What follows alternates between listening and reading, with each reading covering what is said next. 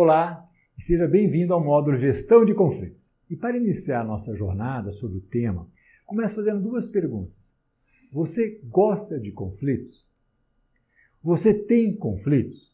Se você é uma pessoa normal, respondeu não, não gosto, a primeira, e sim a segunda pergunta, como 95% das pessoas. Ninguém gosta de conflitos, mas todos nós temos conflitos. Para explicar esse paradoxo, eu gostaria de mencionar um pensamento de Santo Agostinho que diz: as pessoas não são o que parecem. As pessoas não são o que deveriam ser. As pessoas não são o que gostaríamos que fossem.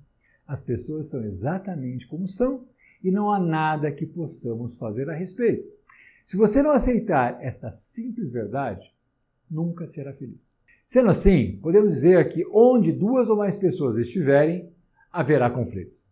Pedir um aumento, terminar um relacionamento, dizer à sua filha que ela não irá ao tão sonhado show, apresentar uma análise de desempenho negativa, dizer não a alguém em necessidade, confrontar comportamentos desrespeitosos ou ofensivos, discordar da maioria de um grupo, pedir desculpas, seja no trabalho, seja em casa ou do outro lado da rua, todos os dias há quem tente ou evite ter conversas difíceis. Uma conversa difícil é qualquer assunto que você ache complicado de abordar. Por exemplo, sexualidade, raça, gênero, esporte, política e religião. Vêm rapidamente à mente como assuntos difíceis de discutir. E para muitos eles são realmente difíceis. Mas o desconforto e o constrangimento não se restringe aos temas clássicos. Sempre que nos sentimos vulneráveis ou que nossa autoestima está envolvida, quando o que está em jogo é importante e o resultado é incerto, quando nos preocupamos profundamente com o que está sendo discutido ou com as pessoas com quem estamos discutindo, existe um grande potencial de enxergarmos essa conversa como algo difícil. Todos nós temos conversas que tememos e conversas que achamos desagradáveis, conversas que evitamos ou enfrentamos como se fosse um remédio amargo. É comum vivermos o dilema entre evitar e enfrentar, pois sempre nos parece que não há um caminho ideal. Todos nós conhecemos bem esse dilema. Damos volta e voltas em torno da mesma pergunta: devo levantar essa questão ou devo guardá-lo para mim? Vou ficar quieto. Algumas pessoas possuem um temperamento mais forte, mais irritadiço e vão para o confronto. Querem resolver rapidamente a situação de conflito, sem se darem conta que o tempo, em boa parte das vezes, ajuda à resolução de problemas e pode reduzir os episódios de conflito. Mas, Santo Agostinho, cada um é cada um. Talvez o cachorro dos vizinhos não esteja deixando você dormir. Aí você pensa, devo falar com eles? Você se pergunta. No início, você decide não falar. Talvez os latidos parem, talvez eu me acostume. Mas o cachorro volta a latir e você decide que no dia seguinte, sem falta, vai falar com os vizinhos de uma vez por todas. No livro Conversas Difíceis, Bruce, Sheila e Douglas, professores e membros do projeto de negociação de Harvard, descrevem em uma metáfora do que se trata a gestão de conflito. Eles dizem o seguinte: não existe uma granada diplomática. Sim, você não consegue explodir uma granada sem gerar algum tipo de estrago. No desespero de escapar desse dilema, começamos a imaginar se não existe uma forma de sermos tão cuidadosos e tão irresistivelmente agradáveis que no fim de tudo acabe certo.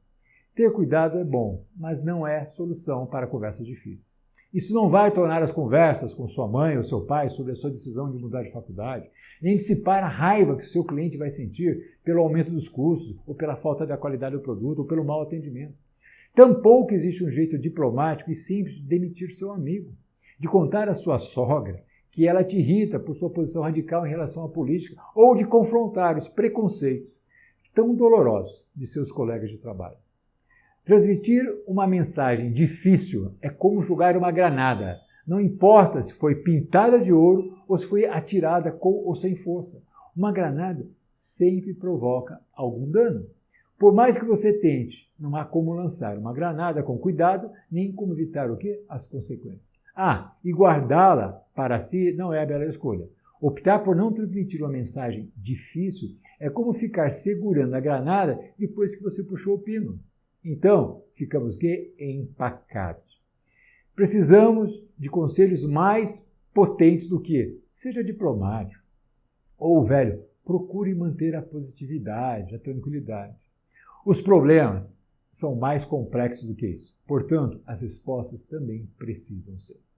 Conversas difíceis fazem parte da vida, fazem parte do processo evolutivo das relações entre pais e filhos, entre irmãos, entre parentes, entre colegas de trabalho, entre membros da igreja, entre chefes e subordinados e por aí fora. Nós sabemos como é sentir medo profundo de magoar alguém ou de magoar a si próprio. Sabemos o que significa ser consumido pela culpa por causa da forma como nossas ações afetam os outros ou da forma como nos decepcionamos. Sabemos que, mesmo com as melhores das intenções, os relacionamentos humanos podem se tornar conflituosos ou se deteriorar. E, honestamente, sabemos também que nem sempre temos a melhor das intenções. Sabemos como o coração e a alma são o quê? Frágeis. Portanto, é melhor que seus objetivos sejam realistas. Eliminar o medo e a ansiedade é uma meta irreal. Esqueça, reduzir o medo e a ansiedade e aprender a lidar com o restante é muito mais viável.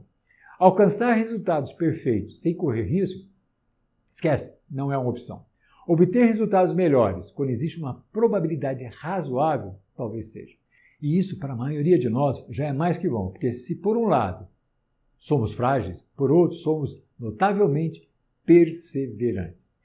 Para ilustrar o que vamos falar na sequência, nós vamos dar aqui um exemplo prático de uma conversa que está no livro Conversas Difíceis, entre Michael e Jack, e que eu vou compartilhar com vocês para ilustrar um pouco o que nós vamos discutir sobre gestão de conflitos. O caso começa com Jack explicando o que aconteceu. Um dia, no final da tarde, recebi uma ligação de Michael. Michael é um amigo e cliente ocasional. E Michael me disse: estou em uma situação difícil, Jack. Preciso de um folheto sobre investimentos, com alguns gráficos e impresso até amanhã à tarde. Ele me disse que o designer que costumava fazer aquilo para ele não estava disponível e que ele estava sob uma enorme pressão.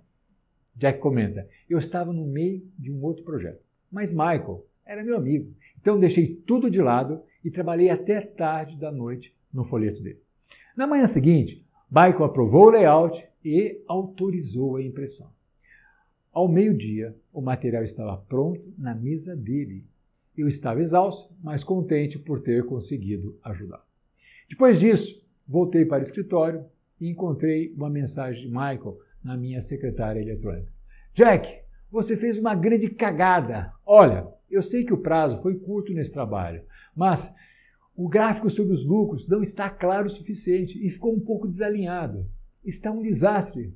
Esse é um cliente importante para mim, Jack. Espero que você corrija isso imediatamente. Me liga assim que chegar.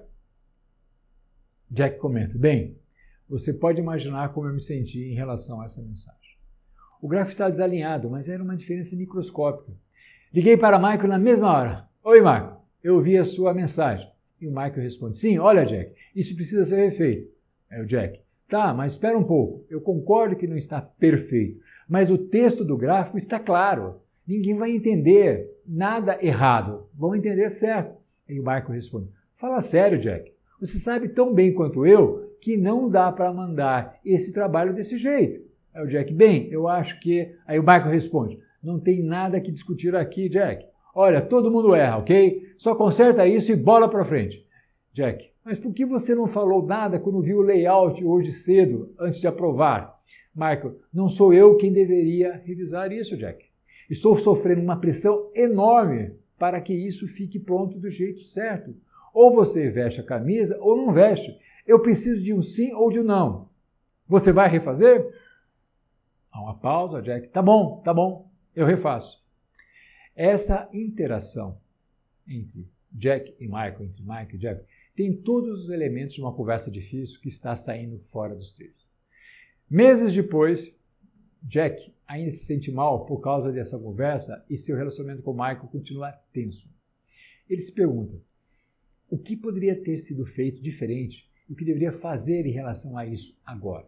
Mas antes de chegarmos lá, vejamos o que a conversa de Jack e Michael pode nos ensinar sobre a dinâmica das conversas difíceis que geram conflitos. Surpreendentemente, apesar de as variações parecerem infinitas, todas as conversas difíceis têm a mesma estrutura. Quando você está tomado pelos detalhes e pela ansiedade de uma conversa difícil, é difícil enxergar essa estrutura. Mas entendê-la é fundamental para que você possa aprimorar a forma de lidar com conversas mais desafiadoras. Importante entendermos que uma conversa não é apenas o que chega aos seus ouvidos. Na conversa de Jack e Michael, as palavras revelam apenas a superfície do que está acontecendo de verdade. Para partilhar a estrutura de uma conversa difícil, nós precisamos, antes de tudo, entender não apenas o que é dito, mas também o que não é dito.